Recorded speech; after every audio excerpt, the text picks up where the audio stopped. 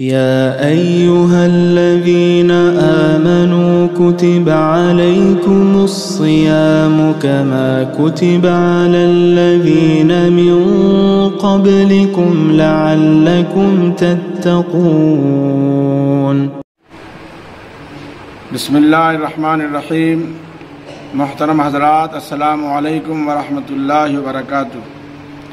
آج آپ حضرات کی خدمت میں عید الفطر کی نماز اور خطبے کے سلسلے مسائل کے بتانے کے سلسلے میں حاضری ہوئی. کئی حضرات کے بےحد تقاضے ہیں.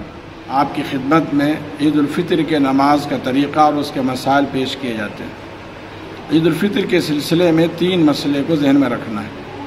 ایک ہے عید کی نماز کا وقت، دوسرا عید کی نماز کا طریقہ اور اس کی جماعت کے شرائط، اور تیسرا عید کی نماز کے بعد کا خطبہ. سب سے اول عید کی نماز کا وقت سورج کی طلوع ہونے کے 20 منٹ کے بعد سے شروع ہوتا ہے اور زوال تک باقی رہتا ہے. یعنی اشراق کے وقت سے شروع ہو جائے گا اور زوال تک باقی رہے گا. حضور اکرم صلی اللہ علیہ وسلم نے اس سلسلے میں ایک واضح ہدایت نجران کے سفیر حضرت عمر بن حزم رضی اللہ تعالیٰ عنہ کو جو ایک مکتوب روانہ فرمایا، اس میں دونوں عیدین کے اوقات کے اور اس کے احکامات کے سلسلے میں آپ نے ہدایات دی. عید الفطر کے سلسلے میں فرمایا حضرت عمر بن حزم سے کہ تم عید الفطر کی نماز تھوڑے تاخیر سے پڑھنا تاکہ لوگ صبح عید کی نماز سے قبل اپنے فطرے کی رقم ادا کر لیں. لہذا عید الفطر کا وقت ہماری ادائیگی کے لیے بہت مناسب ہے. ہم اپنے گھروں میں 9, 10, 9:30, 10, 10:30, 11, 11:30 تک آپ اطمینان سے ادا کر سکتے ہیں. زوال سے پہلے تک اگر کسی نے ادا کر لیا تو اس کی عید الفطر کی نماز ادا ہو جائے گی. دوسرا عید الفطر کی جماعت. عید الفطر کی جماعت کے لیے جمعے کی جماعت کی طرح 4 بالغ مرد کا ہونا ضروری ہے تاکہ اس میں سے ایک امام بن جائے، 3 مقتدی بن جائیں. جس طرح جمعے میں 4 فرد کا ہونا ضروری ہے، اسی طرح عید الفطر کی جماعت میں ہونا ضروری ہے. جب آپ نماز جماعت کھڑی کرنا چاہیں تو آپ پہلے تکبیر اللہ اکبر کہہ کر کانوں تک ہاتھ اٹھا کر ہاتھ ناف کے نیچے باندھ لیں، پھر ثنا پڑھیں. ثنا پڑھنے کے بعد آپ پھر دونوں ہاتھوں کو کانوں تک اٹھائیں اور اللہ اکبر کہہ کے ہاتھ کو چھوڑ دیں. دوسری مرتبہ کانوں تک ہاتھ اٹھائیں، اللہ کہیں اور ہاتھ چھوڑ دیں. تیسری مرتبہ اللہ اکبر کہہ کے ہاتھ اٹھائیں اور ناف کے نیچے باندھ لیں. پھر اس کے بعد آپ سورہ فاتحہ پڑھیں، سورت پڑھیں، اور اس کے بعد رکوع میں جائیں، دونوں سجدے کریں. دونوں سجدے کے بعد آپ دوسری رکعت کے لیے کھڑے ہوں تو پہلے آپ تلاوت کریں گے، یعنی سورہ فاتحہ کے بعد جو سورت یاد ہو وہ پڑھیں گے. لیکن رکوع میں جانے سے پہلے آپ کو اس وقت 3 تکبیر زائد کہنی ہے. 3 تکبیر زائد میں رکوع میں جانے سے پہلے تلاوت کے ختم پر آپ دونوں ہاتھوں کو کانوں تک اٹھائیں، اللہ اکبر کہیں، چھوڑ دیں. دوسری مرتبہ 2 ہاتھ کو کانوں تک اٹھائیں، اللہ اکبر کہیں، چھوڑ دیں. تیسری مرتبہ کانوں تک ہاتھ اٹھائیں، اللہ اکبر کہیں، ہاتھ چھوڑ دیں. چوتھی مرتبہ بغیر ہاتھ اٹھائے آپ رکوع کی تکبیر کہہ کے رکوع میں چلے جائیں. رکوع کریں، دونوں سجدے کریں، سلام پھیریں، یہ آپ کی نماز ہو گئی. اس عید کی نماز میں مردوں کے ساتھ بچے بھی شریک ہو سکتے ہیں، گھر کی خواتین بھی شریک ہو سکتی ہیں. شروع نماز سے پہلے آپ گھر کے بچوں اور عورتوں کا طریقہ بتا دیں تاکہ وہ اس کی پابند ہو. اب آپ کی عید کی نماز ہو چکی، اس کے لیے خطبہ ہے. عید کی نماز کا خطبہ سنت ہے.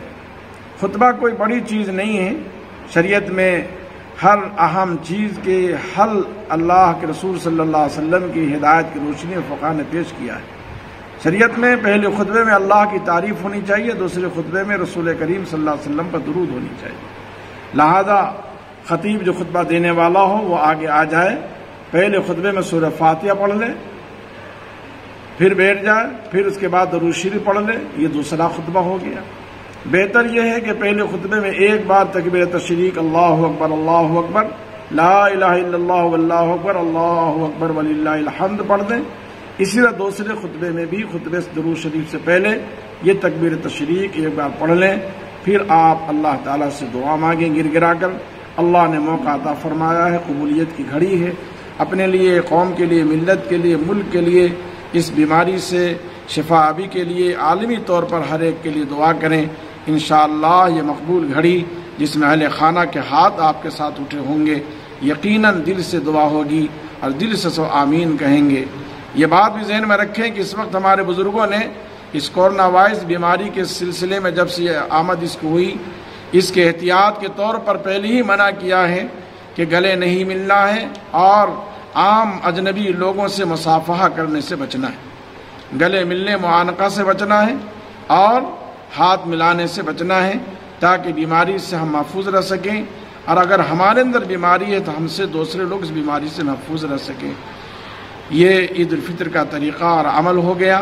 پڑھے لکھے اگر حضرات حفاظ اور علماء ہوں تو وہ خطبے کی کتاب دیکھ کر پڑھ سکتے ہیں، خطبے کی کتاب میسر نہ ہو تو وہ آیت الکرسی پڑھ لیں، سورہ فاتحہ پڑھ لیں، قل هو اللہ احد پڑھ لیں، دوسرا تیسرا کلمہ پڑھ لیں، دوسرے خطبے میں درود شریف پڑھیں، دعائیں ملا دیں، اور پہلے خطبے میں 9 بار تکبیر تشریق اور دوسرے میں 7 بار تکبیر تشریق پڑھ لیں۔ اس طرح سے آپ کی انشاءاللہ عید الفطر کی نماز ادا ہو جائے گی۔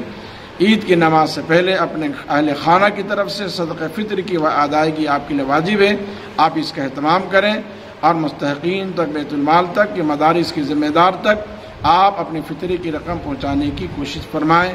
جو صاحب نصاب حضرات ہوں وہ اپنے مال کی زکوٰۃ بھی ادا کر کے رمضان کی برکت کو حاصل کرنے کی کوشش فرمائیں۔